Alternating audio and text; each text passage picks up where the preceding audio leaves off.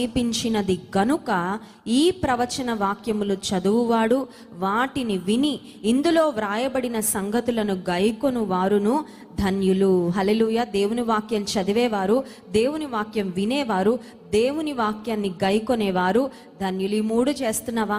ప్రతిరోజు దేవుని వాక్యాన్ని చదువుతున్నావా? Are you considering the word of God as your daily bread?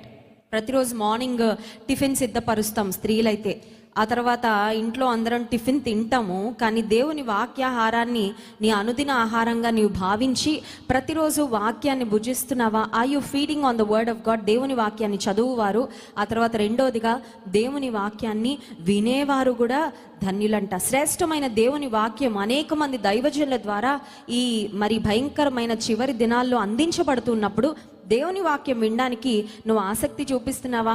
ఒక దైవజనుడు ఏమన్నాడంటే, దేవుని వాక్యం అంట it is like a treasure, ఒక గని లాంటిది. నువ్వు ఎంత తవ్వుకుంటే అంత అమూల్యమైన గనులు నీకు దొరుకుతాయి.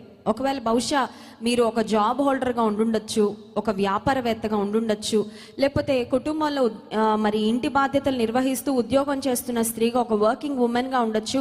బహుశా మీరు అనొచ్చు, మాకు అంత టైం లేదండి, వాక్యాన్ని లోతుగా అధ్యయనం చేయడానికి, వాక్యంలో ఉన్న లోతైన సంగతులు వెలికి తీయడానికి మాకు సమయం లేదంటే, దేవుని సన్నిధిలో గంటల తరబడి దేవుని వాక్యపు లోతులను పరిశీలించి అధ్యయనం చేసి దేవుని సన్నిధిలో కనిపెట్టి ఆ ప్రత్యక్షతలు పొందుకొని అందిస్తున్న వాక్యాలు అట్లీస్ట్ నువ్వు వినడానికి సమయం తీసుకుంటున్నావా?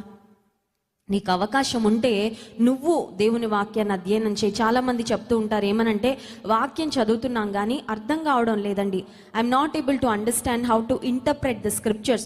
వాక్యాన్ని ఎలా విభజించాలో అర్థం కావడం లేదు, వాక్యాన్ని ఎలా అన్వయించుకోవాలో అర్థం కావడం లేదు.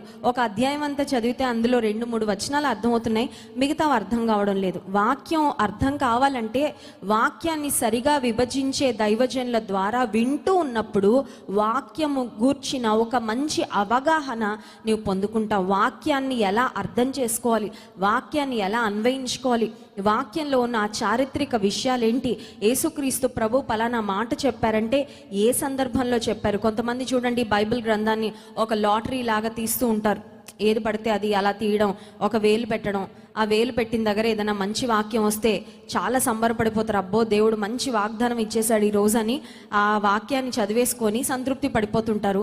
ఒకవేళ అలా లాటరీ సిస్టంలో వాక్యాన్ని ఓపెన్ చేసినప్పుడు ఏదైనా వాళ్ళకి ఇష్టం లేని మాటలు, ఏదైనా బ్యాడ్ థింగ్స్ ఏమైనా అక్కడ వ్రాయబడి ఉంటే బాధపడిపోతూ ఉంటారు.